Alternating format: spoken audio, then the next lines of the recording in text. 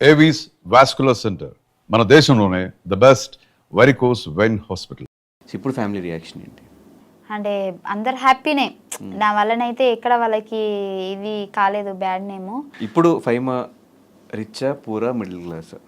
Middle class అని చెప్పను, rich అని చెప్పను, Rich పూర్ అని కి చెప్పను. అలా రిచ్ అందుకుంటూ మిడిల్ క్లాస్ కు కొన్ని వేల కిలోమీటర్ల దూరంలో ఉన్నాం. బేసిక్గా రిచ్ అని చెప్పాలి. అంటే రిచ్ అంటే మరీ అంత రిచ్ కాదు, కొద్దిగా రిచ్ అని చెప్పొచ్చు. కాకపోతే రిచ్గా ఉందాం అనుకునే లోపే ఫ్యామిలీలో ప్రాబ్లమ్స్ పెరిగిపోతా ఉన్నాయి. సో దానివల్ల మళ్ళీ కిందికి వచ్చేస్తున్నా. మళ్ళీ అందుకోవాలంటే నాకు టైం పడుతుంది. ఇంకేం ప్రాబ్లమ్స్ మళ్ళీ? అంటే ప్రాబ్లమ్స్ అంటే అంటే అట్లని కాదు, ఫైనాన్షియల్గా అని కాదు, అంటే ఎక్కువ ఏమంటారు ఆలోచన పెరిగిపోయింది. రీసెంట్గా మా అక్కకి యాక్సిడెంట్ అయింది. సో దానికంటే ముందు అదే అక్కకి మళ్ళీ కరెంట్ షాక్ కూడా కొట్టింది. సో 2 సార్లు ఇంకా అయిపోయింది అనే సిచ్యువేషన్ నుంచి మళ్ళీ మా అక్కని మేము మంచిగా చేసుకొని, సో దానివల్ల ఏంటి అని అంటే ఎక్కువ ఫోకస్ అంతా ఇంటి దగ్గరనే వెళ్ళిపోయింది. నేను ఏం వర్క్ చేయలేకపోతున్నా. అంటే నాకు బేసిక్గా ఫ్యామిలీ అంటే చాలా ఇష్టం. నా ఫ్యామిలీలో ఎవరికి, ఈవెన్ మా అమ్మకి జ్వరం వచ్చినా కానీ ఇంకా వెళ్ళిపోవాలి, నేను ఇక్కడ ఉండొద్దు హైదరాబాద్లో, నాకు ఇంకా వద్దు ఈ హైదరాబాద్, నేను ఫస్ట్ పోయి మా అమ్మనే చూసుకోవాలి, మా అమ్మనే ఇంపార్టెంట్ అనేంత ఇష్టం నాకు. సో ఈ మధ్య ఒక్కరు కాకపోతే ఒక్కరికి ప్రాబ్లమ్స్ వస్తూనే ఉన్నాయి. నా ఫ్యామిలీ మంచిగా ఉంటే నేను మంచిగా ఉంటాను, నా ఫ్యామిలీ సఫర్ అవుతుంది కాబట్టి. సో దాని నుంచి నేను బయటికి రాలేకపోతున్నా, ఇంకా ఎటు ఏం చేయలేకపోతున్నా నేను ముందుకి. దానివల్ల కొద్దిగా ప్రాబ్లమ్స్ ఫేస్ చేస్తున్నా. సో కెరియర్ వైజ్ ఇప్పుడు ఎలా ఉంది? ఇంకా స్టిల్ అప్ అండ్ డౌన్సా లేకపోతే ఓకే సెటిల్డ్ కెరియర్ వైజ్?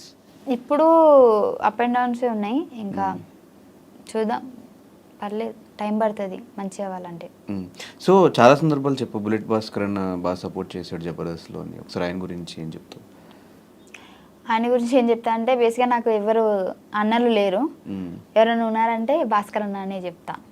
ఎందుకంటే ఆయన సపోర్ట్ బేసిక్గా ఎంత మంచోడంటే, నాకు ఫస్ట్లో జబర్దస్త్కి వెళ్ళిన తర్వాత టీమ్స్ షిఫ్ట్ చేస్తున్నారు. అప్పటికి నేను జబర్దస్త్ ఎంట్రీ ఇవ్వలేదు, పటాస్ ఆగిపోయింది. పటాస్ ఆగిపోయిన తర్వాత నా దగ్గర అసలు డబ్బులు లేవు, ఏం లేవు. అప్పుడు ఏం చేయాలో నాకు అర్థమైతే లేదు. యూట్యూబ్ చేసినా కానీ తక్కువ రీచే నార్మల్గా వచ్చేది. ఏం చేయాలి అసలు, నాకు ఏం షోలు లేవు అనే టైంకి సార్ వాళ్ళు ఏం చేశారంటే పటాస్లో ఒక 2-3 అంటే నన్ను, పటాస్ ప్రవీణ్ని, ఇంకా ఒక 2 అట్లా జబర్దస్త్కి ఎంట్రీ అనేటప్పటికి టీమ్స్ చేంజ్ చేస్తున్నప్పుడు ఒక్కొక్కరు తీసుకోండి ఎవరైనా అవసరం ఉంటే అన్నప్పటికీ నన్ను ఎవరు తీసుకోలే. అందరూ నాకొద్దు అంటారు. ఏం చేయాలి నాకు అర్థం కాలేదు. అందరు టీంలు ఫుల్ అయిపోయినాయి. భాస్కర్ అన్న దాంట్లోనైతే ఒక 10-12 మంది ఉన్నారు. అంటే మెయిన్ ఆర్టిస్టులు కాకపోయినా ఆయన 10-12 మందికి డబ్బులు ఇచ్చుకోవాలి ఖచ్చితంగా ఉన్నారు అని అంటే. సో తన బడ్జెట్కి తనకు ఫుల్ అయిపోయింది. లాస్ట్కి నేను ఒక్కదాన్ని మిగిలితే నాకు బాధ అనిపిస్తుంది, నన్ను ఎవరు తీసుకోలేదు, ఏంది నా పరిస్థితి అన్న టైంకి ఫైమా నువ్వు వచ్చేసే ఇటు అని చెప్పేసి నన్ను తీసుకున్నాడు. ఆ రోజు నేను ఏమనుకున్నానంటే 12 మంది ఉన్నారు, నాకేం ఇతడు డైలాగులు, నాకు తెలిసి బ్యాక్గ్రౌండ్ ఆర్టిస్ట్ లెక్క నిలబడాలనేమో అని అనుకున్నా.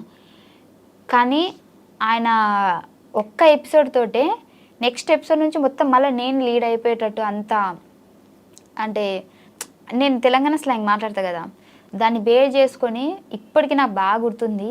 ఫస్ట్ రోజు నేను జబర్దస్త్ ఎక్కుతున్నా అనే టైంకి నాకు ఎంత ప్రాక్టీస్ చేయించాడంటే, నువ్వు పటాసులు ఇలా చేసేదానివి కదా, ఈ లాంగ్వేజ్ దాంట్లోంచి తీసుకో, ఇలా న్యాచురల్గా ఉండాలి, అసలు నువ్వు తిడితే కూడా అసలు తిట్టిందా అది ఏంది అని చాలాసార్లు నేను కొన్ని చెప్పేసి ఆగిపోతా కదా, అవి కూడా నార్మల్గా యాక్షన్ చేసి చూపించేటాడు. నువ్వేమనాలంటే అన్నాడు ఆడ ఏంది అని చెప్పేసి నేను ఇట్లా రియాక్షన్ ఇస్తా అప్పుడు అని చెప్పేసి నాకు తెలియని ఒక కొత్త యాక్టింగ్ని నేర్పించినాను అనమాట. సో అప్పటి నుంచి జనాలు కూడా అక్కడ ఏదో అంది అది ఏంటిది అని చెప్పేసి, సో అట్లా కూడా నాకు చాలా మంచిగా వచ్చింది. అట్లా నేర్పడం వల్ల నేను ఇంత ఇప్పుడు చేస్తున్నా. అంటే షోకి వచ్చా ఓకే, దాని తర్వాత వన్స్ షోలో క్లిక్ అయిన తర్వాత ఇంట్లో వాళ్ళని ఎలా ఒప్పించావు? అంటే ఒప్పుకోరు కదా మ్యాక్సిమం అమ్మాయిలు ఇట్లా ఫీల్డ్లోకి వస్తారు కామెడీ చేస్తారంటే. నేను అంత ఈజీ కాదు, చచ్చిపోతా అన్న. బాగానే బ్లాక్మెయిల్ చేసి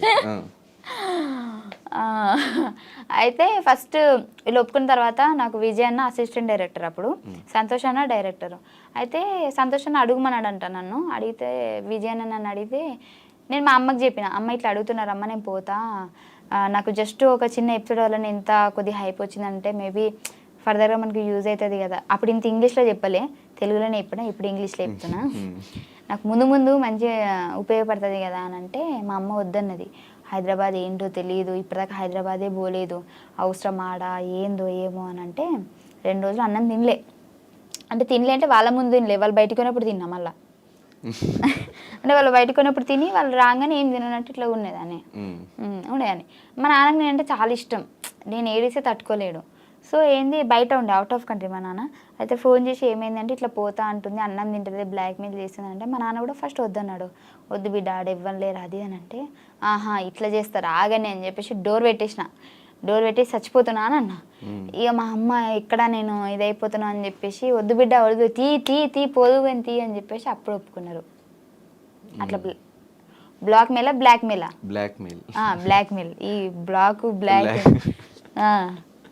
ఓకే, కానీ 2.5 years పేమెంట్లు సరిగ్గా లేకుండా ఇంట్లో వాళ్ళు కూడా ఈవెన్ సమాధానం చెప్పుకోవడం చాలా కష్టం. 2.5 సంవత్సరాలు నువ్వు పని చేస్తున్నావు, డబ్బులు సంపాదించుకోలేకపోతున్నావు, ఎందుకు నీకు అవసరమా యాక్టింగ్ అంతా అనేవాళ్ళు కూడా ఉంటారు.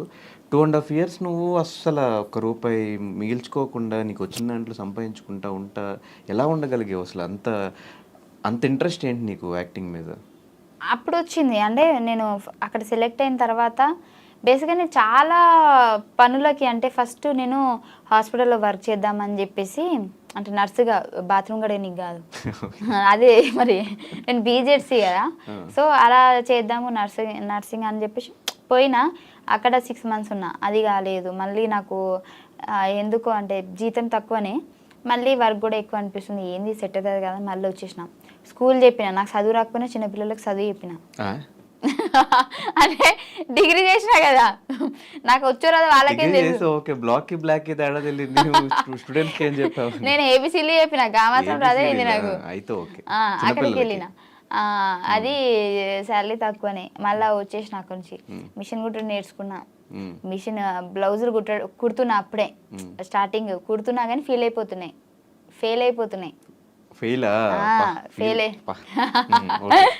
మా అమ్మకి పాపం ₹100 పెట్టి జాకెట్ ముక్క తీసుకుంటే కుట్టి దాన్ని చంపేస్తున్నాను అనమాట అప్పుడప్పుడే. ఇంకా మంచిగా ఉంటే మంచి డిజైనర్ అయ్యేదాన్నేమో, నీకు డిజైన్ అంటే డ్రెస్ కూడా కుట్టించేదాన్నేమో నాకు తెలిసి. కానీ ఆ దేవుడు అంత అక్కడితో ఆపేసిండు. ఆ తర్వాత నాకు ఇది వచ్చింది. నాకు దీంతో ఏంటి అని అంటే నాకు అర్థమైపోయింది, చాలా మంది నాకు ఆ ప్రోమో వల్ల, మా ఊర్లో కూడా మా అమ్మ ఎటన్నా కార్ఖానకు పోయినా ఎటు పోయినా కానీ మీ బిడ్డ టీవీలో కనిపించింది, మస్తు చేసింది అని చెప్పేసి ఒక చిన్న ప్రోమోతోనే హైప్ వచ్చేసింది. నాకు అనిపించింది దీంట్లో ఫ్యూచర్ ఉంటుంది అనిపించింది. సో నాకు యాక్టింగ్ రాకపోయినా సంతోష్ అన్న నన్ను 2 schedules ఎక్కియలే స్టేజ్, నేను నీకు నేర్పిస్తే ఎట్లా చేయాలనో అని చెప్పేసి. ఆయన డైరెక్టర్ అయ్యుండి కూడా, బేసిక్ డైరెక్టర్ అంటే నువ్వు ఇప్పుడు ఆడిషన్ ఇచ్చినా కానీ వాళ్ళు చేసేది చూసి నచ్చితే తీసుకుంటా, లేదంటే లేదు కదా.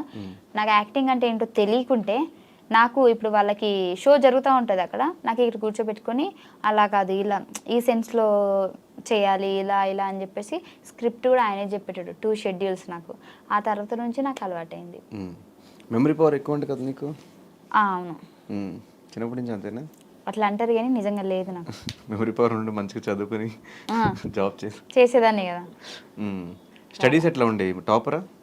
10th వరకు టాపే, ఇంటర్లో మీడియం, డిగ్రీలో లో. ఎందుకురా? డిగ్రీ కదా అప్పుడు. డిగ్రీ ఫినిష్ చేసావు అసలు? ఫినిష్ చేసా కానీ లాస్ట్ 2 sems రాయలే.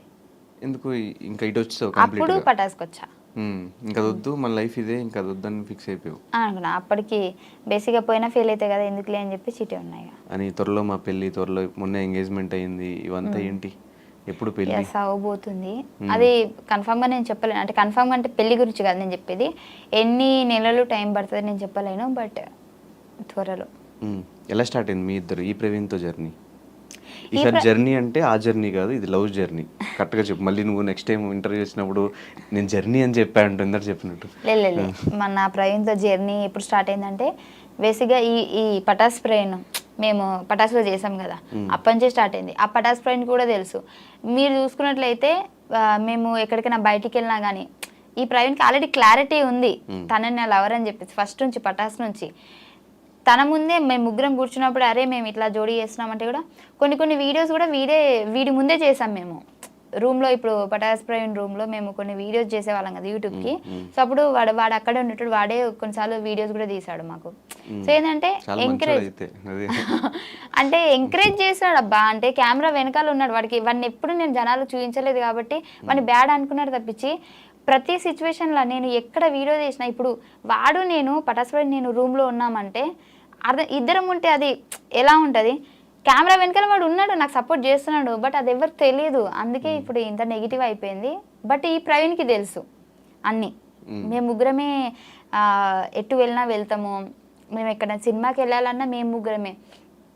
జనాలు నేను అబద్ధం చెప్పినా అనుకుంటారు, స్టిల్ ఇప్పటికీ కూడా మేము పటాస్ నుంచి ఇప్పటి వరకు కూడా మా ప్రవీణ్ని లవర్ అని చెప్పలేదు కానీ ప్రతి స్టోరీలో వాడు ఉంటాడు.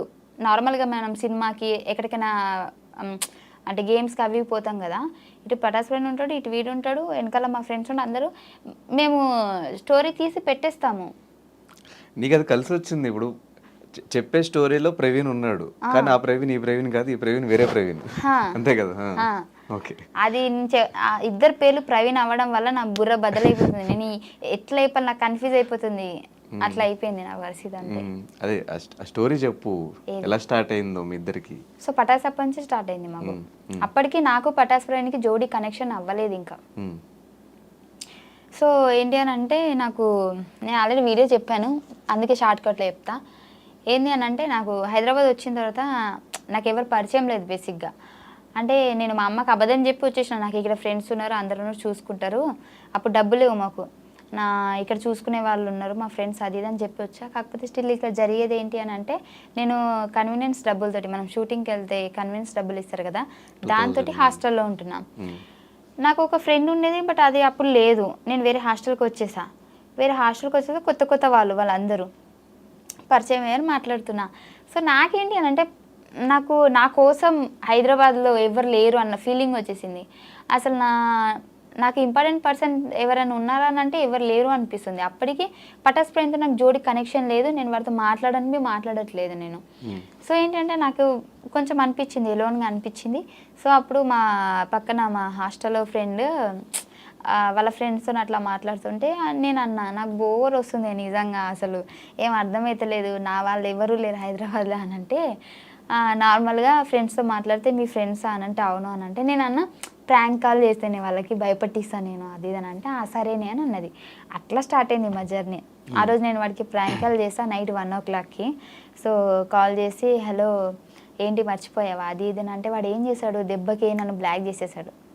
బ్లాక్ చేస్తే మళ్ళీ నార్మల్ మెసేజ్ చేస్తాను, ఎందుకు బ్లాక్ చేసి అన్బ్లాక్ చేయలేకపోతే బాగోదు అది. చిన్న కరెక్షన్, అది బ్లాక్ కాదు బ్లాక్. ఓ అలా మార్చేసారా? మార్చారా? నాకు తెలియదు, నేను చదువుకున్నప్పుడు అట్లనే చెప్పారు నాకు. సో చేస్తే నేను మెసేజ్ చేయగానే మళ్ళీ అన్బ్లాక్ చేశాడు. అన్బ్లాక్ చేస్తే అప్పుడు మా ఫ్రెండ్ అన్నది అరే ఇది ప్రాంక్ రా, మా ఫ్రెండే రా అని అన్నది. అని అంటే ఓ అవునా అని చెప్పేసి వాళ్ళిద్దరు మాట్లాడుకొని చాలా డేస్ అయిందిరా నిన్ను కలవక, వస్తున్నాం హాస్టల్ దగ్గరికి అని చెప్పేసి ఆ రోజు హాస్టల్ దగ్గరికి వచ్చాడు.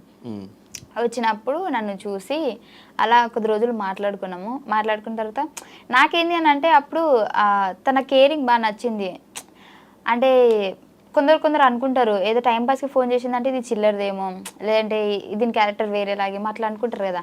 కానీ వాడు అలా ఏం కాదు, వాడికి నేను మాట్లాడిన విధానం వచ్చి, ఎందుకంటే ఫస్ట్ మాట్లాడిన తర్వాత వాడు హర్ట్ అయ్యాడని తెలిసి సారీ చెప్పి జస్ట్ నార్మల్గా చేశాను అది అని మాట్లాడి అలా అయిపోయింది. అప్పటి నుంచి స్టార్ట్ అయింది మా జర్నీ.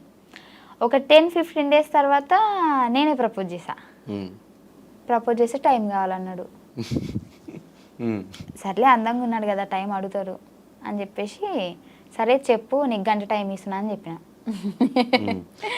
అడిగితే ఒక 2 days తర్వాత చెప్పాడు నాకు ఇష్టమే బట్ ఇప్పుడు వాడు అప్పటికి ఫ్రాంక్ ఫినాన్స్ వాడి వేరే జోన్ జాబ్, అందులో వాడు సిన్సియర్గా మంచి జాబ్ చేసుకుంటున్నాడు. సో నా గోల్ ఇది సో ఇప్పుడు లవ్ మీద అంత ఫోకస్ ఏం లేదు అది ఇది అని చెప్పేసి చెప్పాడు. కానీ తర్వాత నా బిహేవియర్కి, నా మాటలకి, నా మంచితనానికి పడిపోయాడు. మంచితనం అంటే కళ్ళలో అయితే పడ్డది కదా. సో అది అలా జరిగింది మా జర్నీ.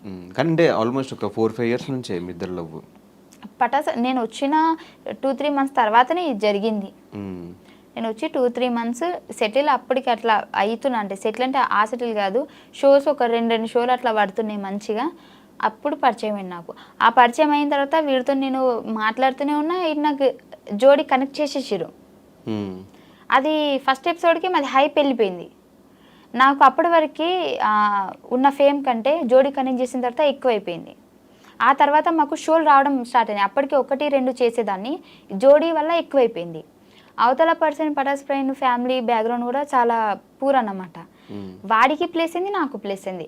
అప్పుడు వాడు అన్నాడు ఈ జోడీ కంటిన్యూ చేద్దాం, అంటే నాకు కొద్దిగా హెల్ప్ కూడా అవుతుంది. నేను అప్పటికి చెప్పాడు ఫస్ట్ థింగ్, నేను చెప్పానా లేదా మీరు వాడికి అడిగితే తెలుస్తుంది, ఎందుకంటే ఇప్పుడు నేను అబద్ధం చెప్పి మీ దగ్గర పేరు కొట్టేయాల్సిన అవసరం లేదు. ఫస్ట్లోనే చెప్పాను నేను వద్దు, సో ఫ్యూచర్లో ప్రాబ్లం అవుతుందేమో అని. అంటే అప్పుడు తను ఏమన్నాడంటే ఆర్టిస్ట్ మనం స్టేజ్ వరకు చేస్తే ఏమవుతుంది, చాలామంది ఉన్నారు కదా, సో వాడి ఆలోచన కరెక్టే ఉంది, అక్కడ నా ఆలోచన కరెక్ట్ ఉంది, కానీ మేబీ దాన్ని మేము మిస్యూజ్ చేసుకున్నామేమో అని నాకు ఇప్పుడు అనిపిస్తుంది.